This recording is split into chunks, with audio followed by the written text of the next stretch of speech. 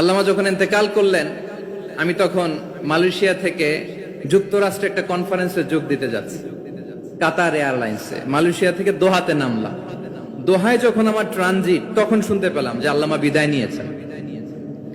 Social মিডিয়ায় শুনে বিশ্বাস করতে পারলাম না। মুহূর্তের মধ্যেই মাসুদ সাইদি ভাইকে মেসেজ করলাম, উনি কোনো উত্তর দিতে পারলেন না। মাসুদ ভাইয়ের সাথে যখন কোলাকুলি করি, আমাদের শামীম ভাইয়ের সাথে যখন কোলাকুলি করি, মনে হচ্ছে আল্লামা সাইদির ঘ্রাণ পাই। শরীরটা লিটারালি কাঁপছিল, নিজেকে মানাতে পারছিলাম না, বিশ্বাস করতে পারছিলাম যে আসলে আল্লামা বিদায় নিয়েছেন। ইন দ্য মিন টাইম আমার সেকেন্ড ফ্লাইট দোহা টু নিউ ইয়র্ক, 12 ঘন্টার ফ্লাইটে উঠলাম। ইন্টারনেট থেকে বিচ্ছিন্ন হলাম। নামার পরে শুনলাম আল্লাহু আকবার, যেখানে ওনাকে কবরস্থ করার কথা ছিল সেখানেও কবর দিতে দেয়া হয় নাই। ছবিগুলো দেখতে লাগলাম, হাসিমাখা মুখ, হাসিমাখা নিথর দেহটা, মরণে হাসিবে তুমি কাঁদিবে ভুবন।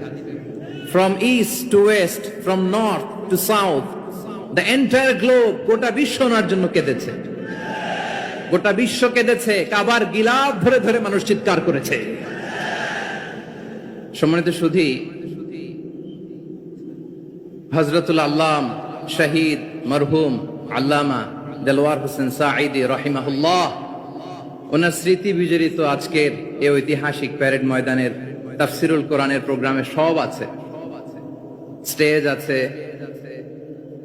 শ্রোতা আছে, প্যান্ডেল আছে, মিডিয়া কাভারেজ আছে, কিন্তু আমাদের কলিজার টুকরাটা আমাদের মাঝে নাই। আজকের এই প্রোগ্রামে আলোচক হয়ে এই চেয়ারে আমি না বসে ওই শ্রোতাদের কাতারে বসে যদি আমাদের আল্লামার নুরানি চেহারার দিকে তাকিয়ে ওয়াজ শুনতে পারতাম, আমাদের হৃদয়টা ঠান্ডা হয়ে যেত, আমাদের তৃষ্ণার্ত হৃদয় শান্ত হতো। সব আজকে আছে, কি যেন নাই, ঠিক কিনা বলেন? আল্লাহ তাআলা প্রতি 100 বছরে একজন মুজাদ্দিদ পাঠান, প্রতি 100 বছরে একজন মুজাদ্দিদ, যিনি সমাজকে সংস্কার করেন। আল্লামা দেলওয়ার হোসেন সাঈদী রাহিমাহুল্লাহ ছিলেন তেমন একজন মুজাদ্দিদ। চিৎকার করে বলেন ঠিক কিনা? উনি শিরক বিদআতের আস্তানাকে তছনছ করে দিয়েছেন, তাওহীদের বাণীকে সমুন্নত করেছেন, গণমানুষের কাছে তাফসিরুল কোরআনকে জনপ্রিয় করেছেন। আজীবন আজীবন তিনি ইসলামকে বিজয়ী শক্তি হিসেবে দেখার স্বপ্ন দেখতেন। এত প্রাঞ্জল ভাষা, এত চমৎকার আধুনিক প্রেজেন্টেশন, গণমানুষের কাছে কোরআনের তাফসিরকে এভাবে জনপ্রিয় করে তোলার মতো ব্যক্তিত্ব আল্লামা সাঈদী ছাড়া দ্বিতীয় কেউ এই বাংলার ভূখণ্ডে নাই। এই যে তাফসিরুল কোরআন, এই যে টার্মিনোলজি, এই টার্মটাই উনি আসলে জনপ্রিয় করেছেন। আমরা আগে জানতাম না যে এভাবে তাফসির করা যায়, এভাবে scientific indications of the Holi কোরআনকে মানুষের কাছে পেশ করা যায়, এভাবে এত জীবন ঘনিষ্ঠ করে, এত ইন্টারেক্টিভ করে কোরআনের কথাগুলো মানুষের কাছে উপস্থাপন করা যায়। উনি অন্যায়ের বিরুদ্ধে সবসময় সোচ্চার ছিলেন, প্রতিবাদী কণ্ঠস্বর ছিলেন। ওনার আলোচনা শুনলে দেহের রক্ত টকবক করে ফুটতে থাকতো। আল্লাহু আকবার, আল্লাহু আকবার, আল্লাহু আকবার।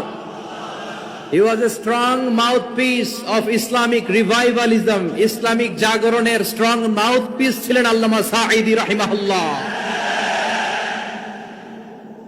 অনেক দোয়া পেয়েছেন, আমরা পড়েছি, এমন জীবন তুমি করিবে গঠন, মরণে হাসিবে তুমি কাঁদিবে ভুবন। গোটা বিশ্বকে তিনি কাঁদিয়েছেন। আল্লামা যখন ইন্তেকাল করলেন, আমি তখন মালয়েশিয়া থেকে যুক্তরাষ্ট্রে একটা কনফারেন্সে যোগ দিতে যাচ্ছি, কাতার এয়ারলাইন্সে। মালয়েশিয়া থেকে দোহাতে নামলাম। দোহায় যখন আমার ট্রানজিট, তখন শুনতে পেলাম যে আল্লামা বিদায় নিয়েছেন।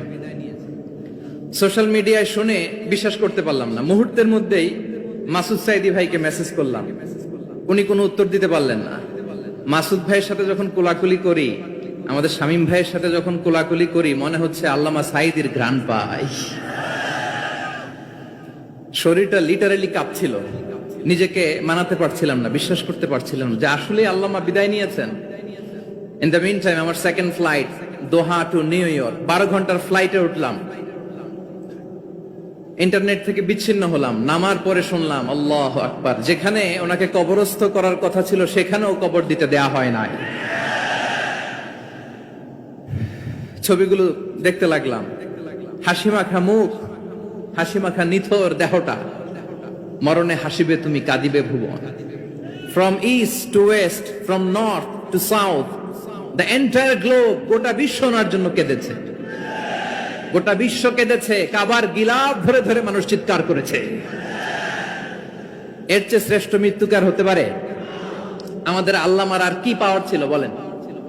আর কি পাওয়ার ছিল? কুল্লু নাফসিন যায়িকাতুল মাউত, যারাই দুনিয়াতে আসবে তারা ইন্তেকাল করবে, এটা আমরা মেনে নেই, এটা আমরা জানি। কিন্তু অবাক করা বিষয় হচ্ছে আমরা আজও জানি না আমাদের আল্লামার মৃত্যু কি স্বাভাবিক হয়েছে নাকি এটা পরিকল্পিত মেডিকেল কিলিং ছিল। এটা যে পরিকল্পিত মেডিকেল কিলিং ছিল এটা ধারণা করার পেছনে অনেক কারণ আছে। তিনি আধিপত্যবাদের বিরুদ্ধে সোচ্চার ছিলেন, ফ্যাসিবাদের বিরুদ্ধে সোচ্চার ছিলেন, রাজনৈতিক প্রতিহিংসার শিকার ছিলেন। এজন্য এটা মেডিকেল কিলিং হতে পারে এ ধারণা আমরা করতেই পারি। আওয়াজ করে বলেন ঠিক কিনা? যে সময়টা আমরা কাটাচ্ছি এত সুন্দর সময় বাংলাদেশ আর পাবে না। আমাদের জন্মের পর থেকে এরকম চমৎকার সময় আমরা পাই নাই। এটাই আসল সময়। আমরা ইন্টারিম গভর্নমেন্টের কাছে দাবি জানাই, উচ্চতর তদন্ত কমিটি করে এটা কি হত্যাকাণ্ড ছিল নাকি স্বাভাবিক মৃত্যু ছিল, এই রিপোর্ট গণমানুষের কাছে প্রচার করে জানাতে হবে। এই দাবির সাথে কি সবাই আপনারা একমত? কারা কারা একমত হাত তুলে দেখান।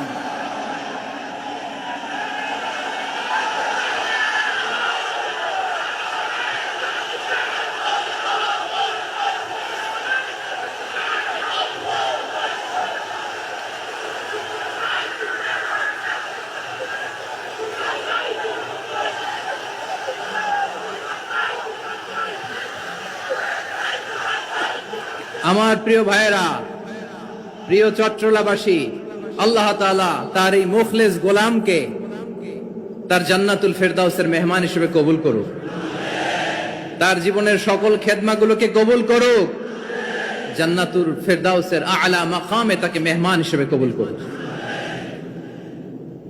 আল্লামা শহীদ দেলোয়ার হোসেন সাঈদী রাহিমাহুল্লাহ, উনি ছাড়াও এই ঐতিহাসিক ময়দানে কথা বলেছেন আল্লামা লুৎফুর রহমান রাহিমাহুল্লাহ। চলে গিয়েছেন আমাদেরকে ছেড়ে। তিনি বলতেন, ইনশাআল্লাহ মিজান আবার আসবে। হুজুর আমি তো আসলাম, আপনি তো আমাদেরকে ছেড়ে চলে গেলেন। আল্লাহু আকবার, আল্লাহু আকবার, আল্লাহু আকবার। গলায় কোনো সুর ছিল না, সুর দিয়ে কথা বলতেন না, কিন্তু এত চমৎকার শব্দের বুনন, এত চমৎকার প্রেজেন্টেশন, এত চমৎকার ভাবে ঐতিহাসিক বর্ণনাগুলো তিনি উপস্থাপন করতেন। মন্ত্রমুগ্ধ হয়ে আমরা আল্লামা লুৎফুর রহমানের কথা শুনেছি।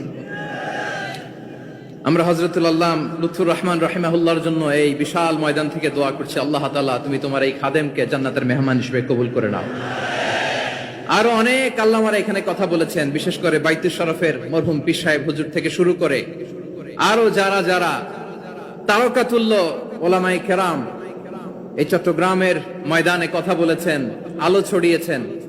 আমরা এই লক্ষ লক্ষ তাওহীদি জনতাকে নিয়ে তাদের জন্য দোয়া করছি, আল্লাহ তাআলা ওনাদের জীবনের সকল ভুল ত্রুটি ক্ষমা করে দিয়ে তাদেরকে জান্নাতুল ফেরদাউসের মেহমান বানিয়ে নিক। আমরা এই ঐতিহাসিক প্যারেড ময়দানের প্রোগ্রাম থেকে স্মরণ করতে চাই 24-এর ছাত্র নাগরিক অভ্যুত্থানে আমার যে সমস্ত ছাত্র নাগরিক ভাইয়েরা দেহের তাজা রক্ত বিলি দিয়ে নতুন বাংলাদেশ আমাদেরকে উপহার দিয়েছে। বিশেষ করে আপনাদের এই চট্টগ্রামের শহীদ ফাইসাল, শহীদ ওয়াসিম সহ সকল শহীদকে আল্লাহ তাআলা কবুল করুক। আমরা সবাই পড়ি আমিন। প্রিয় ভাইয়েরা, আমি নগণ্য একজন কোরআনের ছাত্র, এত বিশাল মঞ্চে এত বড় প্ল্যাটফর্মে কথা বলা আমার জন্য সাজে না। তারপরও আমাদের মুরব্বীরা আমাদের ডানে বায়ে বসে আছেন, ওনাদের আদেশ ক্রমে, ওনাদের অনুমতি ক্রমে কিছু কথা আজকের এই ঐতিহাসিক প্রোগ্রামে আপনাদের সামনে উপস্থাপন করার চেষ্টা করব। ওমা তৌফিক ইল্লা বিল্লাহ। প্রিয় ভাইয়েরা, 5 দিন ব্যাপী এই তাফসীরুল কোরআনের প্রোগ্রামে অনেক ওলামা হযরত কথা বলেছেন। যারা কোরআন সুন্নাহ থেকে আমাদেরকে কোরআনের কথাগুলো শোনালেন, আমরা যেন সেগুলো আমল করতে পারি, আল্লাহ আমাদেরকে তৌফিক দান করুক। শুরুতে আমাদের নিয়তটাকে খালেস করে নেওয়া দরকার। এই যে গ্যাদারিং, এই যে হিউজ শোডাউন, এগুলো যদি আমাদের নিজেদেরকে পরিবর্তন না করে তাহলে এতে কোনো লাভ নাই। জোরে বলেন ঠিক কিনা? এই প্রোগ্রাম যদি আমাদের জীবনকে পরিবর্তন করে, আমাদের চিন্তার ডিএনএ কে চেঞ্জ করে দেয়, তাহলেই চট্টগ্রামের প্যারেড ময়দান সার্থক। আসুন আমরা চিন্তাকে খালেস করে নেই। আমরা সবাই নিয়ত করি যে যতটুকু কথা আমরা কোরআনের আলোকে শুনবো, আমলের নিয়তে শুনবো।